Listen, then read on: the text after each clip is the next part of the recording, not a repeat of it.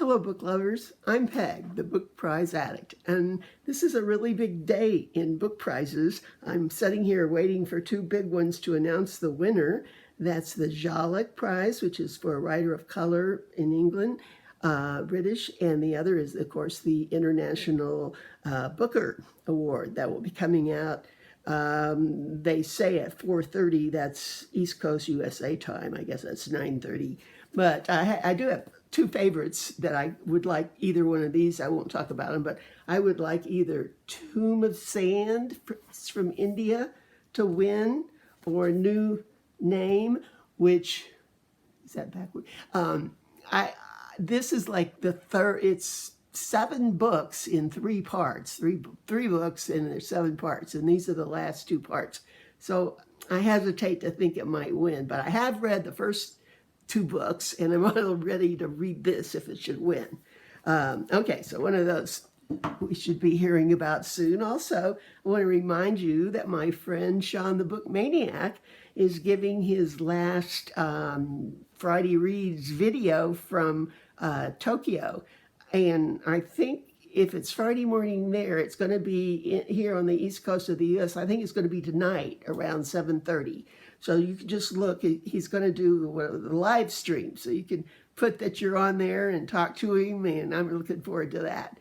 Okay, so now let's get down to a couple of book prizes that I've kind of had on the back burner, and I just wanted to get them out of the way. They are the 2 big mystery prizes given here in the U.S. Now there's more prizes that are given in Europe, in England, and I'm going to be getting, those are coming up soon. In some ways I prefer those, but there's some pretty good books here. So I wanted to go over 2 different prizes with you. They're both for crime novels, but they're very, very different. Okay, the first one is called the Agatha Award, and that is, of course, named after Agatha Christie. And these are what you might call traditional mysteries. They're in the spirit of Agatha Christie, actually. There's no explicit sex. There's no excessive gore or gratuitous violence. In other words, I think they're what some of us might call a cozy mystery. Sometimes I'm in the mood for those, and they just are great. And there's some good ones here on the winners list. I might say another characteristic is they often have a non-professional detective. I mean, not detective, just a plain person that solves the mystery.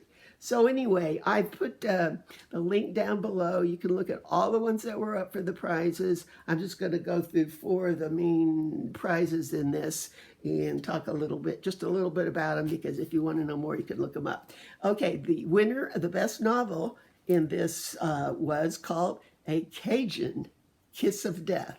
Doesn't that just look like a cozy mystery with a dog on the front?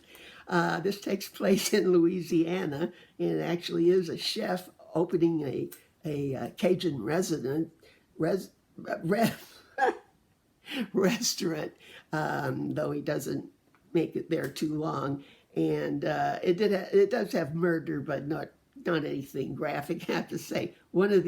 This is one of those books that also has recipes. I found one I really, really liked called Cajun Country Mystery Cocktail. It's got like 7 different kinds of liquor in it. I don't know if you could see that. That would really send you off. Anyway, so I think these are they're going to be others with this same person, Maggie, I think she's called, that solves the mystery. Okay, another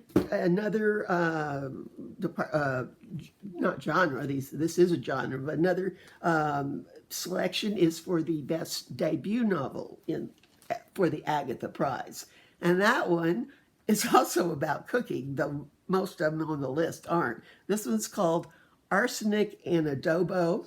This is written by a Philippine American. Adobo is a Philippine dish. It's just delicious. I think they probably have the recipe for that. I haven't looked, but anyway, it has also to do with some murders, and the author writes a foreword about the fact that the Philippines is really a violent country now. They're having a lot of murders, etc. And she realizes this is a cozy mystery and it's not really indicative of what's going on in her country, but you can still enjoy this book. Okay, the Agatha also has a best historical mystery, and this one is called Guest at Greenway. That's a nurse. During the Second World War, a bunch go to actually Agatha Christie's mansion and take care of some people, and some wild things happen there. So this one, the history one. One more. There's both of these that I'm going to talk. Both of the prizes. I'm going to talk about the other in a minute. Also have a nonfiction category. So for this nonfiction category, it's how to write a damn good mystery. It's really kind of interesting. I haven't read all of it, but it talks about, different kinds of characters and mysteries, etc. Okay, now we're getting to what I consider the more real violent crime. It's called the Edgar Award, named for Edgar Allan Poe. They meet in New York City to decide this. It's been going on for a really long time. And this is, I think, what you'd say has more of the hard-boiled and noir and violent type mysteries. So let me just show you a few of those that this one has. And you can, I've given links to both, so you can look over what's won each for years before this, and just which kind you prefer. It just depends on my mood, what I prefer. But I do like these noir books. This one is the winner of the best novel, and it looks like it's published in the 1950s or something, called The 5 Decembers.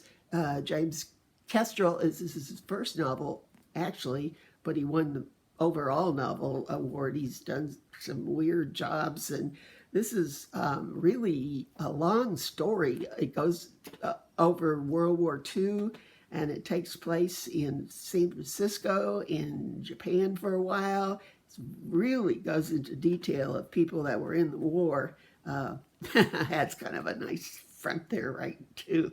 Okay, the best debut novel in this for this award is called Deer Season, and it's by Erin Flanagan. I have to say, this is one of the few that weren't real commercial looking in the pictures. You can see the pictures of the different ones in it.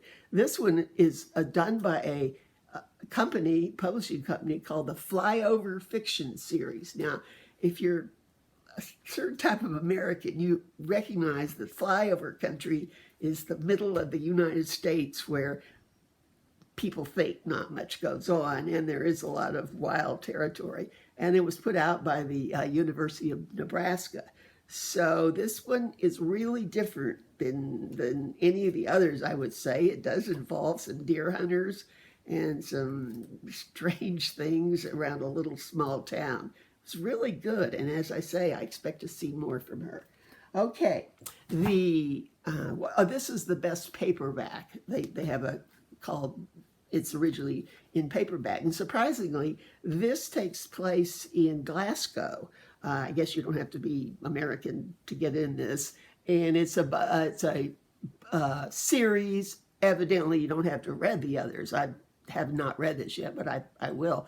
Bobby March Will Live Forever, and it has to do with drug operations in Glasgow, and I'm sure the police are in some, and there's some people you're not sure if they're good or bad. That really looks good to me. I'd like to read, I think this is the fourth in the series. I probably would like to read the other three first. We'll see. One last thing, they also have a nonfiction category, and since the Agatha had the book on how to write mysteries, this one differs a lot. It's called Last Call, a true story of love, lust, and murder in queer New York.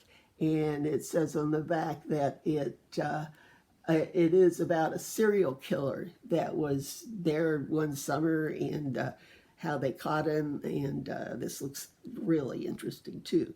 So that's it for these. I'm going to start on my summer reading plan next week, where I finish up all the books I've gotten for different prizes this year and try to read them and report on them. So you'll get hearing about all kinds of different prizes.